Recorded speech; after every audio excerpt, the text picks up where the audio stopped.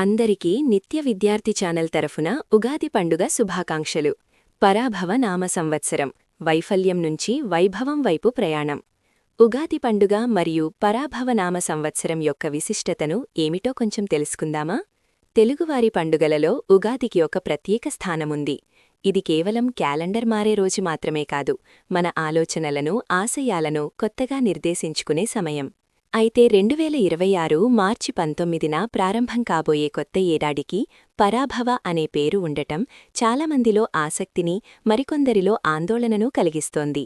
సాధారణంగా పరాభవం అంటే అవమానం లేదా ఓటమి అని మనం భావిస్తాం. కానీ ఈ పేరు వెనక ఉన్న లోతైన ఆధ్యాత్మిక అర్థం తెలిస్తే మనం ఈ ఏడాదిని ఎంత ఉత్సాహంగా ఆహ్వానించాలో అర్థమవుతుంది. పరాభవ అంటే ఏమిటి? సంస్కృత భాషలో ప్రతి పదానికి ఒక లోతైన భావముంటుంది. పరాభవ అనే పదాన్ని విడదీసి చూస్తే పర అంటే అత్యున్నతమైన, గొప్పదైన లేదా అతీతమైన అని అర్థం. భవ అంటే పుట్టుక లేదా స్థితి అని అర్థం. అంటే మనలోని అజ్ఞానాన్ని, అహంకారాన్ని, బలహీనతలను ఓడించి పరాభవం, ఒక ఉన్నతమైన స్థితిలో కొత్తగా జన్మించడమే ఈ ఏడాది యొక్క అసలు సందేశం. మనం ఎదుగుదల క్రమంలో పాత అలవాట్లను, పనికిరాని ఆలోచనలను వదిలేయడం అత్యవసరం. ఆ వదిలివేతనే ఇక్కడ పరాభవంగా అభివర్ణించారు. 6 రుచులు, జీవిత పాఠాలు.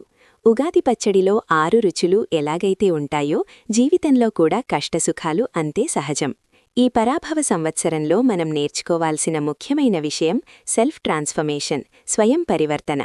బద్ధకంపై విజయం. మన లక్ష్యాలకు అడ్డుపడే బద్ధకాన్ని ఈ ఏడాది మనం ఓడించాలి. అది జరిగినప్పుడే మనం విజయం వైపు అడుగులు వేయగలం. ప్రతికూలతపై గెలుపు. మన మనస్సులో ఉండే నెగిటివ్ ఆలోచనలను పరాభవం చేసి సానుకూల దృక్పథంతో ముందుకు సాగాలి. అహంకారం వీడటం. నేను అనే అహంకారాన్ని తగ్గించుకుని వినయంతో కూడిన జ్ఞానాన్ని సంపాదించాలి. మార్పు ఎప్పుడూ చేదుగానే ఉంటుంది. ఉగాది పచ్చడిలో వేప పువ్వు చేదును కూడా మనం ఎందుకు ఇష్టంగా స్వీకరిస్తాం? ఎందుకంటే ఆ చేదు మన శరీరానికి ఆరోగ్యాన్ని ఇస్తుంది.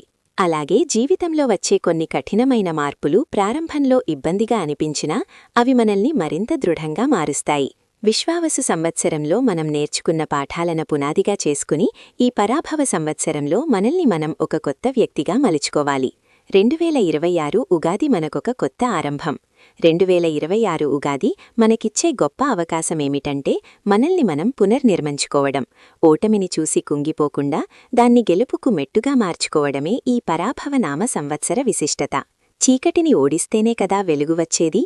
అలాగే మనలోని లోపాలను పరాభవం చేస్తేనే మనలోని దైవత్వం వెలుగులోకి వస్తుంది.